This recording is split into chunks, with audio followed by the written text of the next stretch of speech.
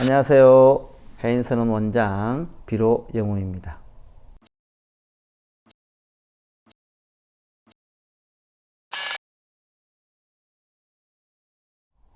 이어서 하겠습니다.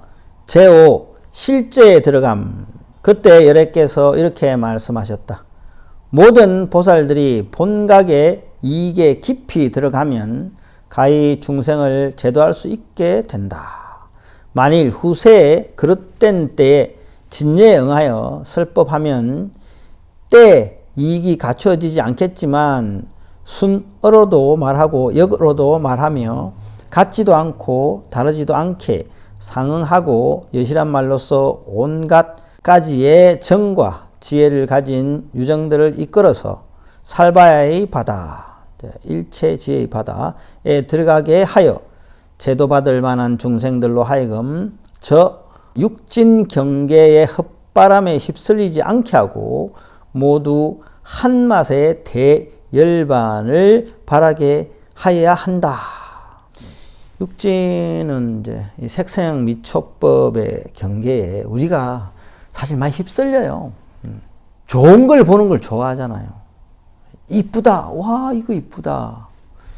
어디 우리가 놀러를 가더라도 뭐 몰디브 이런 데 뭐 보면 신혼여행 많이 가더만 유럽, 스위스 그림이라 그러더만 이렇게 탁 하면 그냥 바로 이렇게 그림이래, 그림. 화폭이래, 화폭. 정말 멋있대요. 그게 절경이 멋있고 뭐가 좋고 눈이 호강하는 거죠. 눈. 예. 우리가 보이는 것에 집착하는 거지. 들리는 것에 집착하는 거 음악 좋아하잖아요. 우리가 음악을 듣기 위해서 어때요? 오디오를 사는데 뭐 우리가 헤드폰 끼고 듣기도 하지만 조그마한 뭐 스피커 틀어놓고 듣기도 하지만 어떤 사람은 2억짜리 오디오 시스템을 가지고 듣기도 하고 어떤 사람은 7억짜리 오디오 시스템을 가지고 듣기도 해요. 내가 제일 비싼 거 들은 게 한 7억 되겠다. 들어봤어요. 근데 사실 모르겠더라고. 좀 특이한 분인데 식당을 하시는 분이에요. 자기 건물 같아. 예. 뭐 이 동네인데 문을 열었다가 닫았다가 자기 마음대로 어느 날 가보면 문이 닫혀져 있고 어느 날 뭐 열려져 있는데 손님도 별로 없어. 재미로 장사하는 건지. 그게 딱 보면 오디오가 있어요. 김치찌개 먹으러 갔는데 오디오가 좋은 게 있길래 이 오디오 이거 참 좋아 보입니다. 이거. 네, 좀 좋은 겁니다. 아파트 하나 정도 이렇게 이야기하더라고. 그래서 와, 그러니까 듣는 것에 꽂혀가지고 그래 되는 거예요. 소리에. 네. 그만 그랬나요? 먹는 거는 예전에 한참 먹는 거 이야기가 많이 나왔는데 강남에 도시락이 100만 원짜리 도시락이 나왔대. 요즘은 뭐 없겠는데 그 보면 그 도시락 안에 산삼도 들어있고 뭐 오만 거 다 들어있대요. 5단 도시락이래. 5단 이렇게 딱. 예. 100만 원인데 이 미식가들 있잖아요. 이 맛없으면 맛있는 거 찾아다니면서 먹고 한때 뭐 옛날에 저도 좀 그랬어요. 출가하기 전에 그렇게 육진에 끌려다닌 거죠. 이 육진의 헛바람에 휩쓸린다고 돼 있어요. 이 헛바람 들은 거지 뭐. 그렇잖아요. 부드러운 거, 좋은 거. 그런 걸 저버리고 대열반의 맛에 들게 한다. 뭐 이런 거예요. 세간은 세간이 아니고 머무는 곳은 머무는 곳이 아니므로 오공에 출입하되 취함과 버림이 없게 한다. 그 까닭은 모든 법의 공상은 성품이 유무가 아니고 부무, 그러니까 없다, 없지도 않다도 아니며 없다도 아니고 있음도 아닌 것은 결정된 성품이 없어서 있다 없다에 머무르지 않기 때문이다. 저 유무는 범부의 이성, 성인의 지혜로서 능히 헤아릴 바가 아니다. 모든 보살들이 이 요체를 알면 곧 정각을 얻는다. 그때 대중 가운데 한 보살이 있었으니 이름이 대력이었다. 곧 자리에서 일어나 부처님 앞에 사례기를 세존이시여 부처님께서 말씀하시길 오공에 출입하되 취사함이 없다 하셨는데 어떤 것이 오공이기에 취사하지 아니하옵니까? 부처님께서 말씀하셨다. 오공이란 1. 삼류가 공 2. 육도의 영상이 공. 그러니까 삼류가 뭐예요? 욕계, 색계, 무색계가 삼류예요. 네. 육도는 알죠. 지옥, 악귀, 축생, 인간, 수라, 천사. 이게 다 본래 공하다는 거예요. 그 세 번째는 법상이 공. 이 법의 실제 상도 공하다는 거예요. 네 번째는 이름과 모양이 다 공하다.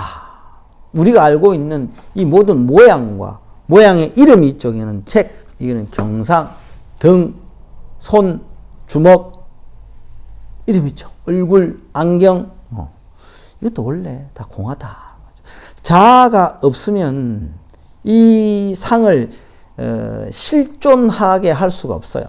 자아가 이 존재를 인지하고 이 존재에 대한 명명을 붙이는 거예요. 이름을.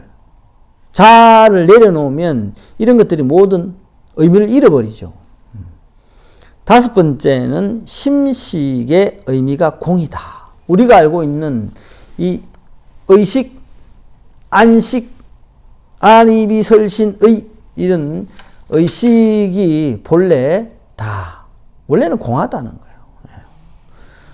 보살이여 이런 것 등의 공은 공에 머물지 않고 공은 공상이 없어서 모양 없는 법이거늘 어떻게 취함과 버림이 있겠는가. 취함과 버리는 것도 자아예요. 자아.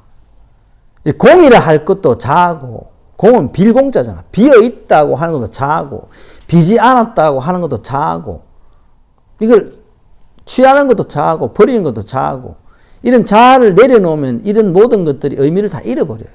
공도 공이라 할 게 없다 이래 되는 거죠. 취함 없는 경지에 들어가면 곧 삼공에 든다. 그럼 대력보살이 또 물었어요. 어떤 것이 삼공이옵니까? 부처님께서 말씀하셨다. 삼공이란 1. 첫 번째 공한 모양이 공함. 공한 모양이 원래 공하지 뭐. 자, 이공이라 하면 공공이 공함. 공이 본래 공이라서 공하다. 이제 세 번째는 소공도 공함. 그러니까 공하다는 것도 공함. 이거 공하다 하는 것도 내 공하다 하는 이 자체 공하다 하는 자아가 있잖아요. 이것 자체가 공하다는 거예요. 우리가 인지하고 생각하고 움직이는 것 자체가 다 내려놓아야 된다 이 말이겠죠. 네. 참 어렵죠. 네. 이렇게 생각하면 뭐가 다 공이고 공공 무공 무슨 공공공공 와 그 공공공 내려놓으면 돼요.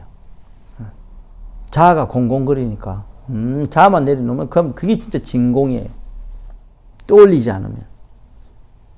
이러한 공들은 세 가지 모양에 머물지 않으며 진실이 없지 않으나 글과 말의 도가 끊어졌으므로 헤아릴 수 없다. 대력보살이 사례였다. 진실이 없지 않다면 이 모양 즉 삼공상은 응당 있는 것이옵니까? 부처님께 말씀하셨다. 없음은 없음에 머물지 않고 없다 했는데 없다라는 데 머물러 있으면 있다가 생겨나요. 이게 또 무슨 말인가 할 수 있겠죠. 없다는 진짜 없어야 되는데 있는 것에 반대되는 없다로 묻혀버리면 안 된다는 거죠. 있음은 있음에 머물지 않으므로 없음도 아니고 있음도 아니다. 그러니까 이게 있다 없다 그걸 벗어나야 된다. 있지 않는 법이라고 곧 무에 머무는 것이 아니며 없지 않는 상이라고 곧 유에 머무는 것이 아니므로 유무로서 설명하여 도의 이치를 취할 수는 없다. 보살이여 이름과 의미가 없는 모양은 불가사의하니 그 까닭은 이름 없는 이름이라고 이름이 없는 것이 아니고 의미 없는 의미라고 의미 없는 것이 아니기 때문이다. 이게 가장 최상의 설명이에요. 대력보살이 사례였다. 이와 같은 이름과 의미는 진실한 진여의 상이며 이게 참된 진여의 상이라는 거죠. 열애의 진여의 상이나 진여는 진여에 머물지 않고 진여는 진여의 상이 없사옵니다. 진정한 진여는 진여의 상이 없는 거예요. 이게 진여다 할 게 없는 거라고. 이게 진여다 하면 자로부터 만들어진 소산이기 때문에. 진여의 상에는 진여가 없다고 해서 열애 아닌 것이 아니고 중생의 심상은 심상 역시 열애이므로 중생의 마음도 응당 다른 경계가 없을 것이옵니다. 부처님께서 말씀하셨다. 그렇다. 중생의 마음에는 실로 다른 경계가 없다. 그 까닭은 마음은 본래 청정하고 진리는 들어옴이 없기 때문이다. 있는 그대로가 내 안에 있는 그대로가 열애장이고 이 부처를 담고 있기 때문에 깨달으면 바로 부처가 될 수도 있다는 거예요. 육진에 물들었기 때문에 삼계라 하고 삼계의 마음을 다른 경계라 부르지만 이 경계는 허망하여서 마에서 변화하여 생긴 것이다. 이게 자아가 육진에 물들어서 이 삼계 육도를 만들어낸 거예요. 이 삼계 육도가 이미 있으니까 희노애락이 있고 우비사가 있고 생로병사가 계속 유전되는 겁니다. 그러므로 마음에 망상이 없으면 곧 다른 경계도 없다. 대력보살이 사렸다. 마음이 청정하면 모든 경계가 나지 않는다면 이 마음이 청정할 때 응당 삼계도 없을 것이옵니다. 이 마음이 청정하면 삼계도 없다. 이 자아를 내려놓으면 삼계육도가 같이 사라진다 이 말입니다. 부처님께서 말씀하셨다. 그렇다. 마음이 경계를 내지 않으면 자아의 생각을 일으키지 않으면 경계가 마음에서 나지 않는다. 이 모든 경계가 다 사라진다. 그 까닭은 보이는 모든 경계는 오직 보이는 마음으로 마음이 환같이 변하지 않으면 곧 보이는 것도 없어진다. 보는 놈, 인지하는 놈이 같이 묶여서 사라진다. 보살이 안으로 중생이 없고 삼성이 공하고 고요하면 곧 자성 중생도 없고 다른 중생도 없으며 두 가지 들어감에 이르면 마음을 내지 않는다. 이러한 이익을 얻으면 곧 삼계가 없어진다. 대력보살이 사례였다. 어느 것이 두 가지가 들어감이길래 마음을 내지 않사옵니까? 마음은 본래 나지 않거늘 어찌하여 들어감이 있사옵니까? 부처님께서 말씀하셨다. 두 가지 들어감이란 첫 번째 이치로 들어감, 두 번째 이치로 행으로 들어감. 이치로 들어가거나 행으로 들어가거나 이 두 가지 들어감인데 첫 번째 이치로 들어감이란 중생의 성품이 참 성품과 다르지 않으나 하나가 아니오 한 가지도 아닌 것은 다만 객진에 가리워 있기 때문임을 깊이 믿고 가지도 않고 오지도 않게 마음을 모아 각관에 머물러 불성을 자세히 관찰하되 불성은 있다도 아니오 없다도 아니며 자기도 없고 남도 없으며 범부와 성인이 둘이 아님을 알아서 금강심의 경지에 굳게 머물러 움직이지 않고 고요함이 없이 하고 분별을 없앰인데 이것을 이치로 들어감이라 한다. 이 결국에는 뭔 뜻이냐? 이 자아를 내려놓으면 이 경계가 바로 드러나요. 전부 다 유추해 보세요. 모든 말들을 다 총집합해서 결론을 딱 내리면 무아예요. 나 없음. 나 없음으로 들어가면 이게 다 이해가 돼요. 나 없음의 경계, 내가 없는 상태에서 이런 그걸 자세히 보면 내가 없는 견지에서 자세히 보면 다 이해가 될 수 있어요. 내가 없는데 어떻게 보고 듣고 뭐 어떻게 이게 되고 뭐 보살이 되고 움직임이 있고 뭐 이게 어떻게 되냐? 자아를 드러내지 않아도